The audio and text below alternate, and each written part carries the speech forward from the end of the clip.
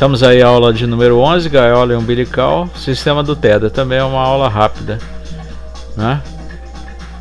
Então nós vamos começar aqui falando um pouco sobre o umbilical do ROV, que ele é fabricado de diversas formas diferentes de acordo com a sua utilização.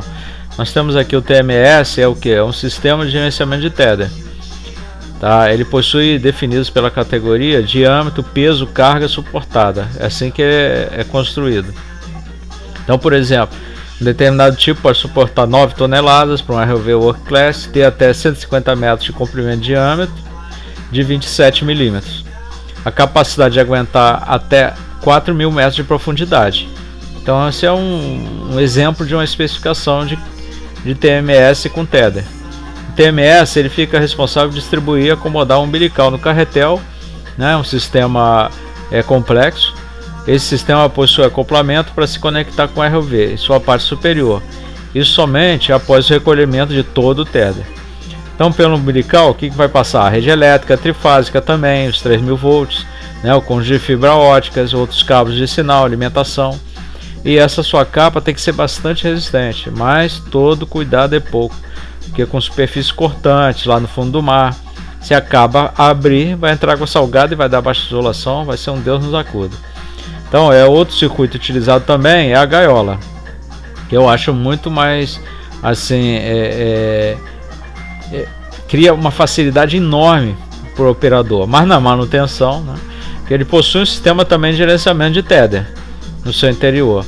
Então o tether ele não pode ter folga, porque ele precisa ser enrolado no carretel direitinho, então ele tem que ser mantido com uma leve tensão. Para liberar o tether, ou seja, no tether out, que a gente chama, né, que é pagando o tether, o motor numa polia atua em conjunto com o motor do tambor, que aí mantém esticado.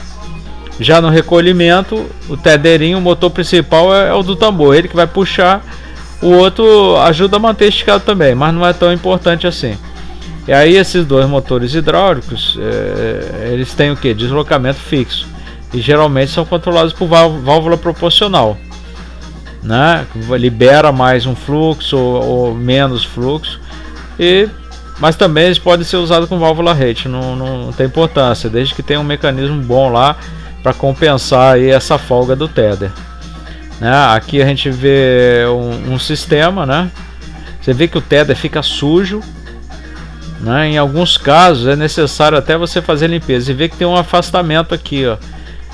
Isso costuma acontecer, mas não é bom. Por isso que esse sistema, esse guia cabo do tether aqui, ele tem que trabalhar certinho. Você tem que estar sempre verificando, fazendo as manutenções. O tether, como eu já tinha mostrado antes, né, que vocês já tinham visto, né? E aqui, o que é a gaiola? A gaiola é como se fosse uma garagem para ROV, entendeu? Ela vai permitir a descida controlada até a profundidade de trabalho, permite ao ROV sair para navegar e entrar retornando ao convés, né, na superfície, tudo dentro da gaiola. A gaiola é muito mais complexa que um TMS, né? Ela precisa de atenção, tem diversos detalhes de manutenção preventiva que é indispensável, não pode relaxar. Algumas possuem thruster para posicionamento, então elas têm uma navegação, porém mais limitada, mas elas conseguem se colocar numa posição, numa direção norte-sul, ou facilitar o trabalho até de saída e entrada do ROV.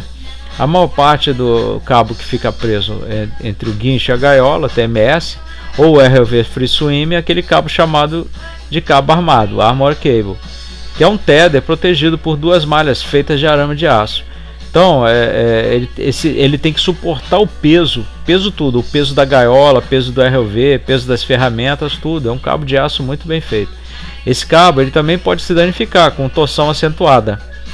E apesar do bule ser um bule articulado, né, que você gira e ele não deixa torcer tanto o cabo assim, né, pode ter um quarto de volta ou mais, ele vai, num caso muito extremo, que você der várias voltas com a ROV, com a gaiola, vai haver quebra de fio, do arame, né? Então todo cuidado é pouco. Principalmente no caso do Free Swim, né? Ele precisa ser possante para suportar aquele peso do cabo armado, que é pesado, e no outro caso a gaiola segura tudo, o TMS também. Mas aí, no caso do Free Swim, ele vai ter que carregar aquele cabo. Se ele quiser navegar 100 metros, é muito peso. né? Que vai pagando o cabo armado e vai cair no fundo do mar e você tem que arrastar ele. Então muito cuidado, né? Então nós temos também que parte do cabo elétrico, né? Você vai passa a alimentação da HPU, do ROV, garrafa eletrônica e sensores, que a gente já viu isso.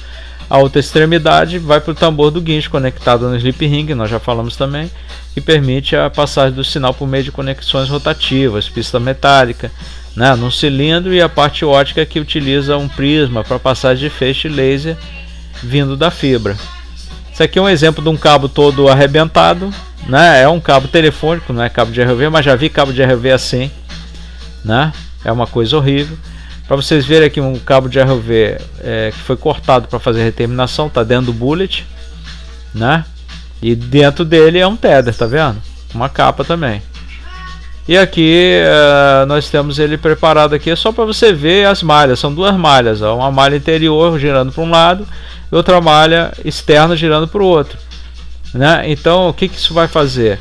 Quando você girar o cabo com o peso do ROV, ele vai impedir o esmagamento desse tether que está aqui dentro, porque enquanto uma abre, a outra fecha, enquanto uma fecha, a outra abre, então uma segura a tensão da outra, por isso que acaba partindo se você der muitas voltas. Então é isso aí, espero que tenham gostado. A aula 11 foi um pouco rápida, mas vamos dar prosseguimento aí, tem muita coisa para ver ainda pela frente.